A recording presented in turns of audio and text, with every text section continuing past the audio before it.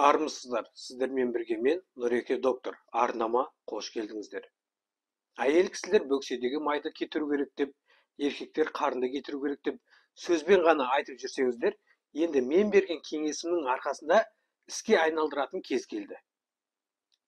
Мен сіздерге жаңа жылға дейін кемінде 10 килограмм салмақ тастаудың жолын ұсынамын. Егер орындайтын болсаңыз, міндетті түрде нәтиже шығады. Видео басталмас бұрын каналға жазылып, лайк басып, пікір жазып қолдап отырыңыздар.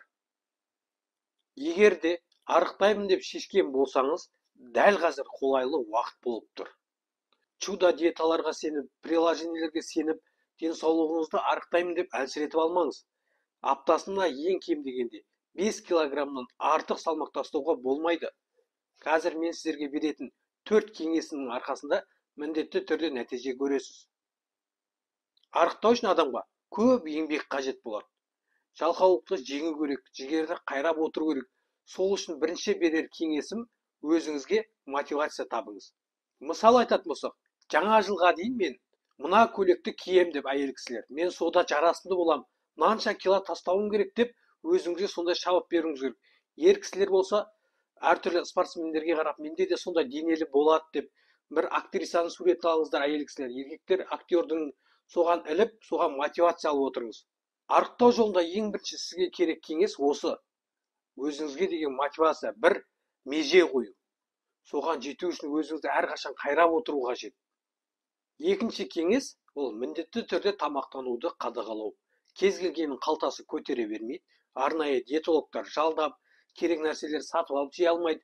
Ауылды жерде тұратындар бар, қарапайым тамақ, қарапайым өмір сүретіндер бар.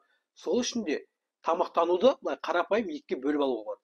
Зиянды әдеттерді бір жерге тізімге жазыңыз да, пайдалы тамақтарды бір жазыңыз. Зиянды әдеттерді шектеуге тырысыңыз. Мысалы, кола, газды сусындар, спиртті ішімдіктер, темекілер, майлы тағамдар, ащы тұздалған тағамдар деген сияқты қойып, солардан шектеп, кәдімгі әдеттегі тамақтарды жесеңіз, бұл осы сізге осы тамақтану үрдісінің өзі салмақ тастау жолында жеткілікті болады. Екінші кеңесім осы, тамақтануды дұрыстау. Зиянды деген нәрселерді жазып алып, жемеу қажет. Үшінші кеңес, міндетті түрде мақсат қою керек. Мысалы, алда жаңа жыл келе жатқан екен, барлық мысалым жаңа жылдың төңірегінде болып жатыр. Жаңа жылға дейін менде мысалы 80 килограмм болса, 10 килограмм тастаймын деп. Жаңа жылға дейін 4 апта бар ма? 10 килограммды аптасына 2,5 килограммнан тастауым керек. Ал сізге көктемге дейін, наурыз мейрамына дейін болсаңыз 10 килограммды, айына онда 1 килограммнан 2 килограммнан деген сияқты. Кейде салмақ тастаймын деп қатты диетаға отырады, денсаулығы ауырып, ол тастаған салмақтан артық салмақ қосылады. Сондықтан да осындай мақсат қою үшінші кеңес міндетті түрде керек екен. Сіз тастайтын салмақты бөліп жоспарлы түрде тастау қажет. Ең соңғы төртінші кеңес, міндетті түрде спорт қажет. Кез келген кәсіби диетологтардан сұрасаңыз, тек қана тамақпен азу мүмкін емес. Алған энергияны жағып шығару керек. Сондықтан да жаттығу жасау керек. Жаңағыдай қайталап айтамын. Кез келген адам ол спорт залға барып, тренажерға барып, фитнеспен барып айналыса алмайды. Сондықтан да сіздерге үй жағдайында айналысатын қарапайым ғана 3 жаттығу айтайын. Пресс жасау, пресстің де түр бар. Басты көтеріп жасау, немесе аяқты жоғары көтеру, ол өзіңіздің ыңғайыңызға қарай таңдайсыз. Бірінші жаттығу пресс жасау, екінші жаттығу приседание жасау, яғни отырып тұрасыз. Үшінші жаттығу отжимание жасау. Отжимание жасай алмайтын адамдар просто жерге планкіде тұру.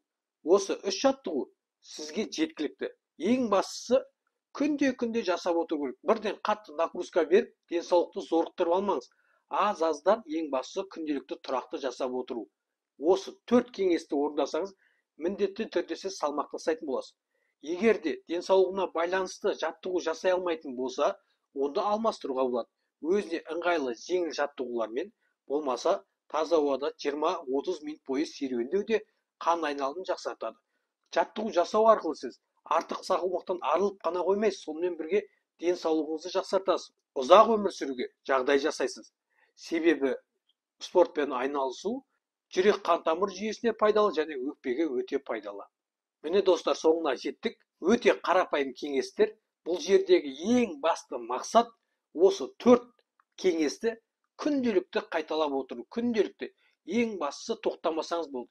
Айтады ғой, еңбектесең де Алла қарай жүр дегендей. Назарларыңызға рахмет. Тағы қандай пайдалы кеңес күтесіз? Комментарияға жазыңыз. Мен сол туралы ақпарат беретін боламын.